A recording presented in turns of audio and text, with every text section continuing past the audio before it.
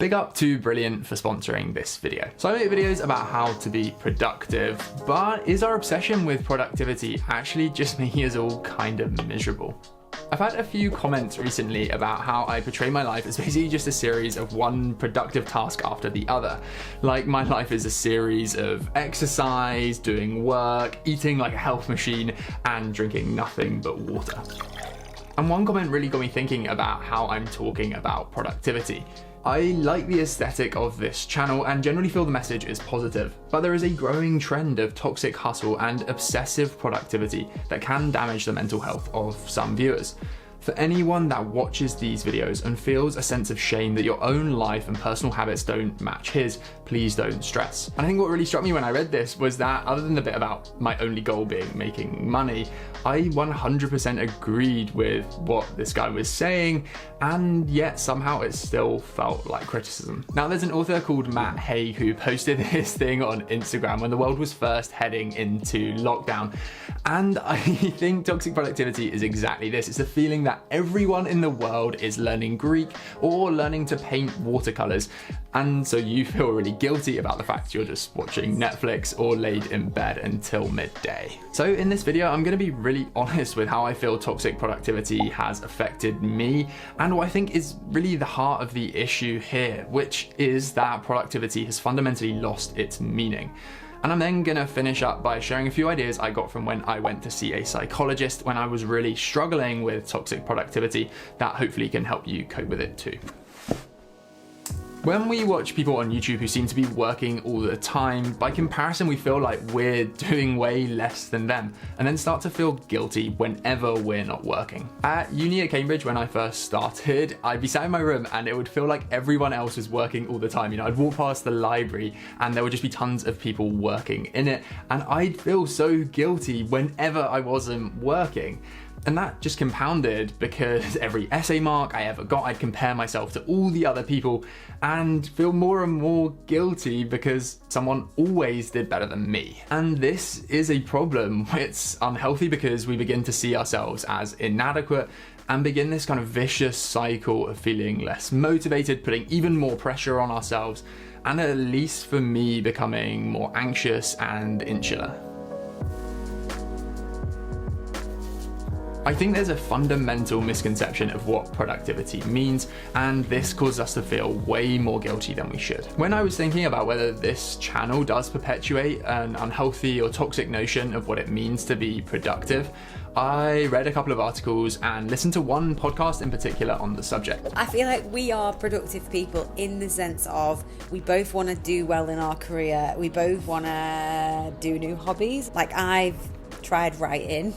We're always trying something, aren't we? We're always trying something new. I think the thing is, you always end up saying, don't you, life's never boring. Yeah, life is not boring for us. Overall, I really enjoyed the episode, but I was struck by one thing the host Lucy said. Lucy says at the start of the episode that she struggles personally with toxic productivity, yet she sees productivity as doing lots of things, writing, drawing, or learning a language. And I definitely get that feeling like you have to be doing something new or something that somehow improves your life all the time in order to feel like you're being productive. But the more I've thought about it, this isn't productivity. Productivity for me is doing a combination of two things. First, it's doing things that give me pleasure, the instant and immediate gratification of watching a film, for example. And second, it's what makes me feel happy and fulfilled. That's like the longer term sense of gratification from making these videos or getting good grades or doing well in my job. It's stuff that doesn't necessarily give me pleasure as such right now, but that I know will make me feel fulfilled down the line. And on top of this, productivity is really about doing both of these things as effectively as possible. So if I'm gonna watch a film, I'm turning the lights off, I'm grabbing a bag of popcorn, and I'm putting my phone away to really enjoy the film.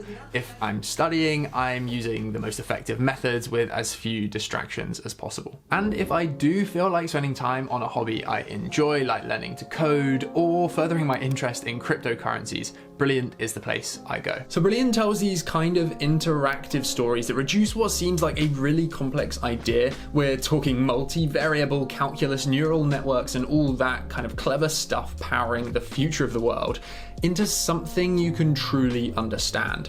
Brilliant says that it guides you to explore the laws that shape our world, and that has been my genuine experience of it so far. The Python course has improved my understanding of the programming language better than any course or app I've ever used before. It allows you to develop this deep understanding with relative ease because everything is so approachable and bite-sized and really strangely addictive, which just feels like a weird thing to say about an educational app, but it really is. The courses focus on developing a sharpness in the way you think through interactive quizzes and challenges, and if you struggle at all with maths or science, for example, I have absolutely no doubt that the way it breaks things down will increase your confidence and knowledge pretty flipping quickly. So the first 200 people to sign up to Brilliant using my link at the top of the description will get 20% off their annual subscription, so yeah, do go and check out Brilliant.